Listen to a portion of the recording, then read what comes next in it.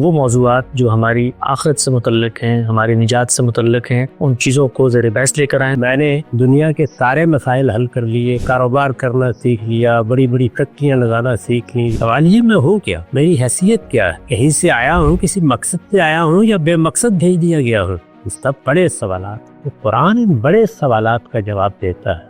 ہم سب صبر کا موضوع ہے، قرآن مجید میں جا بجا ہمیں صبر کی تلقین نظر آتی ہے۔ یہ اللہ تعالیٰ کی گرینڈ اسکیم ہے جس کا حصہ صبر بنتا ہے، کل بندہ مومن کو اپنانا پڑتا ہے۔ میرا یہ سفر مجھے منزل تک پہنچا دے گا۔ یہ اعتماد، یہ بھروسہ، یہ توکل، یہ تفویض، یہی در حقیقت انسان کے اندر وہ شعور پیدا کرتی ہے کہ جس میں پھر وہ ثابت قدم رہ کر اس ابتلا سے گزر جاتا ہے۔ تو ثابت قدمی کے ساتھ ابتلا سے گزر جانا اصل میں صبر کی۔ پورے قرآن مجید میں وہ فلاح پا گیا جس نے یہ کیا، وہ فلاح پا گیا جس نے یہ کیا، تو جو فلاح، جو کامیابی کا انحصار ہے وہ اس پر منحصر ہے۔ یہ چیز کیا ہے؟ تزکیہ نفس۔ اور بھرپور زندگی گزارتے ہوئے یہ تقاضا کیا گیا ہے کہ تم کو فردوس کے حاصل کرنے کی جدوجہد کرنی ہے۔ اس میں پھر قرآن نے متعین طور پر بتایا ہے کہ وہ کیا چیز ہے جو تمہارا ہدف ہونی چاہیے، تمہارا مقصد ہونی چاہیے۔ دین کا مقصد تزکیہ ہے۔ یہ تزکیہ لغوی لحاظ سے پاکیزگی کے معنی رکھتا ہے۔